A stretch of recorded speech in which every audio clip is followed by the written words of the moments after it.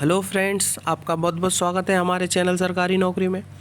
जैसा कि आप स्क्रीन पर देख पा रहे हैं, इंडियन कॉन्स्टिट्यूशन जो अपना भारत का संविधान है, जिसका भाग 3 मूल अधिकार जो अनुच्छेद 12 से लेकर और अनुच्छेद 35 तक वर्णित है, जिसके अंतर्गत हम इस वीडियो में अनुच्छेद 22 के बारे में जानेंगे। इसको अनुच्छेद 12 से लेकर अनुच्छेद 21 तक पढ़ना है, समझना है। डिस्क्रिप्शन में लिंक है, वहाँ से आप इस अनुच्छेद को पढ़ सकते हैं। तो चलो भाइयों, बात करें। और बात करने से पहले एक रिक्वेस्ट है, आप चैनल को ज़रूर सब्सक्राइब कर लें, क्योंकि इस तरह की वीडियो हम इस चैनल पर डालते रहते हैं। तो अनुच्छेद 22 हमसे क्या कहता है? एक बहुत इम्पोर्टेंट अनुच्छेद है और हमारा बहुत इम्पोर्टेंट मूल अधिकार है। तो देखो, मैं इसको थ्योरेटिकल पढ़ दूंगा, अभी कोई बड़ी बात नहीं है, और मैं आपको सुना भी दूंगा, लेकिन आप मेरी बात समझना कि एक्चुअल में है क्या इस मूल अधिकार में। तो इस मूल अधिकार में जो चीज़ हमें बताई गई है, वो हमें बोला गया है कि गिरफ्तारी के रेस्पेक्ट में जो संरक्षण मिलता है, उसके बारे में दर्शाया गया है।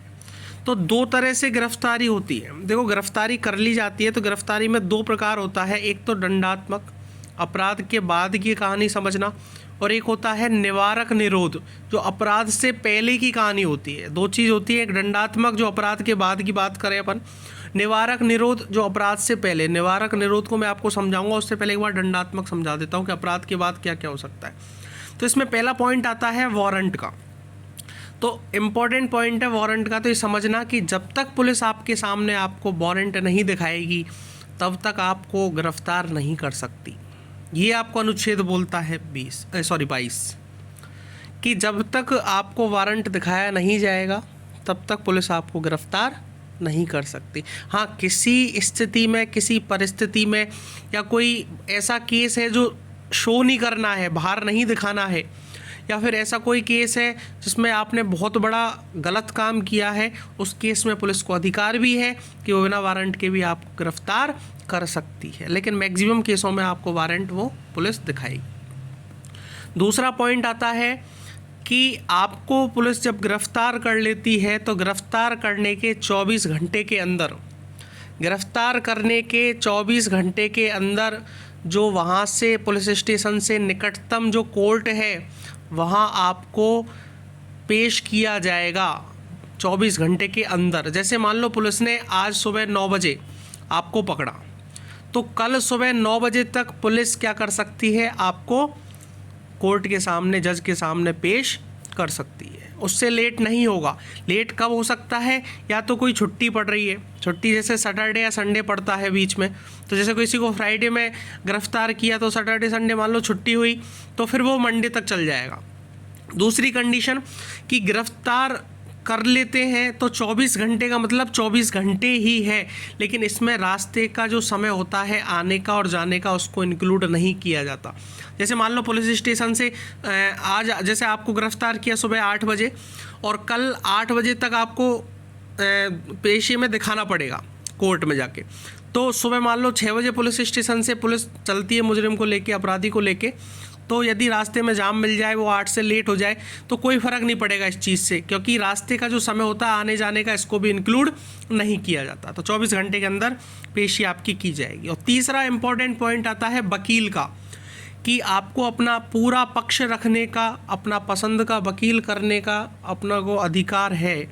और यदि आप स्थिति गरीब की है, तो उस कंडीशन में सरकार को भी सरकारी वकील देने का अधिकार होता है। सरकारी वकील आपको देता है और आप मांग सकते हैं गवर्नमेंट से सरकारी वकील। या तो पसंद का वकील करो, या फिर कोई भी सरकारी वकील आप कर सकते हो। तो ये दंडात्मक अपराध के बाद की गारंटी, एक तो वारंट, 24 घंटे के अंदर पेशी, और अपने पसंद का वकील करना। प्रत्येक व्यक्ति को जो गिरफ्तार किया गया है और अभिरक्षा में निरुद्ध रखा गया है, गिरफ्तारी के स्थान से मजिस्ट्रेट के न्यायालय तक की यात्रा के लिए आवश्यक समय को छोड़कर, ऐसी गिरफ्तारी से 24 घंटे के अवधि में निकटतम मजिस्ट्रेट के समक्ष पेश किया जाएगा, और ऐसे किसी व्यक्ति को मजिस्ट्रेट के प्राधिकार के बिना उक्त अवधि से अधिक अवधि के लिए अभिरक्षा में निरुद्ध नहीं रखा जाएगा। ये वही चीज़ है जो मैंने अभी समझाई, 24 घंटे के भीतर। इसके बाद जो नेक्स्ट पॉइंट है, खंड 1 और 2 की कोई बात किसी ऐसे व्यक्ति को लागू नहीं होगी जो तत्समय शत्रु अन्य देशीय है, या निवारक निरोध का उपबंध करने वाली किसी विधि के अधीन गिरफ्तार या निरुद्ध किया गया है। निवारक निरोध क्या होता है? एक्चुअल में निवारक निरोध एक तरह से जो पहले अंग्रेजों ने रॉलेट एक्ट लगाया था 1919 में, वही एक तरह से रॉलेट एक्ट है। इसमें क्या होता है, आपको हाउस अरेस्ट कर दिया जाता है, नज़रबंद कर दिया जाता है, घर में ही आपको अरेस्ट कर लिया जाता है और सरकार चाहे तो बिना वारंट के आपको 3 मंथ तक भी गिरफ्तार कर सकती है। 3 मंथ के बाद में आपको कोर्ट में पेश करना पड़ेगा और आपकी न्यायिक जो हिरासत है उसको भी कोर्ट से ही बढ़वाना पड़ेगा।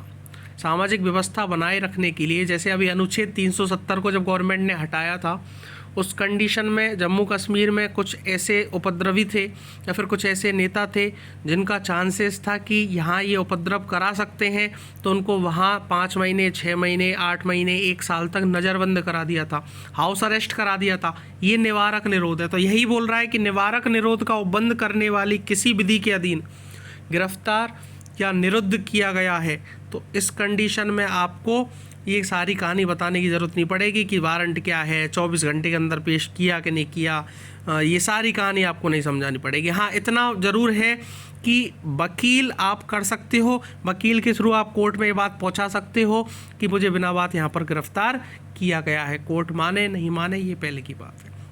एक तरह से रॉलेट एक्ट है ये। पहले एक बार सरकार, अंग्रेजों का जब शासन था उस टाइम 1919 में लाया गया था, तो इसका भरपूर विरोध हुआ था।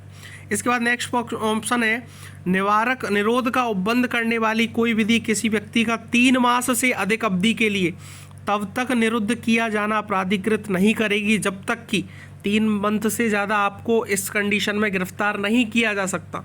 लेकिन इसको बढ़ाया जा सकता है, और जब तक ऐसे व्यक्तियों से जो उच्च न्यायालय के न्यायाधीश हैं या न्यायाधीश रहे हैं, न्यायाधीश नियुक्त होने के लिए अर्हित हैं, मिलकर बने सलाहकार बोर्ड ने 3 मास की उक्त अवधि की समाप्ति से पहले यह प्रतिवेदन नहीं दिया है कि उसकी राय में ऐसे निरोध के लिए पर्याप्त कारण है। ठीक है। उसके बाद, परंतु इस उपखंड की कोई बात किसी व्यक्ति का उस अधिकतम अवधि से अधिक अवधि के लिए निरुद्ध किया जाना प्राधिकृत नहीं करेगी जो खंड 7 के उपखंड 6 के अधीन संसद द्वारा बनाई गई विधि द्वारा भेद की गई है। इसके बाद बोला गया है, ऐसे व्यक्ति को खंड 7 के उपखंड के और उपखंड 6 के अधीन संसद द्वारा बनाई गई विधि के उपबंधों के अनुसार निरुद्ध नहीं किया जाता है। तो ये कहानी गिरफ्तारी की रेस्पेक्ट में जो संरक्षण होता है वो आपको अनुच्छेद 22 देता है। अब हम बात करें तो 2 चीज़ें थी इसमें, एक तो दंडात्मक थी अपराध के बाद की कहानी, एक निवारक निरोध, ये इंपॉर्टेंट पॉइंट था। 1 से लेकर 3 तक तो अपना वारंट है, 24 घंटे का जो समय है या वकील करने का जो समय है, ये 3 पॉइंट तो इसमें है दंडात्मक में, और 4 से लेकर 7 पॉइंट जो निवारक निरोध में है, नज़रबंद हाउस अरेस्ट जो करते हैं बिना वारंट के कर सकते हैं और 3 मंथ के लिए कर सकते हैं। 3 मंथ के बाद में कोर्ट में पेश करना पड़ेगा, फिर वो न्यायालय और न्यायाधीश जो मुख्य होंगे उनकी जो सलाहकार बोर्ड समिति है तो वो कन्फर्म करेगी कि हाँ इसने इस तरह का कोई काम किया है या नहीं किया है, समाज को इससे नुकसान है या नहीं, तो उसका आदेश ऊपर भी बढ़ा सकती है और कम भी कर सकती है। तो ये बात बोलता है अनुच्छेद 22। जिसको यहाँ तक वीडियो अच्छी लगी लाइक करना, कमेंट करना, और कोई बात हमें समझानी हो या कोई बात हमें बतानी हो तो आप कमेंट कर सकते हैं। Thank you very much.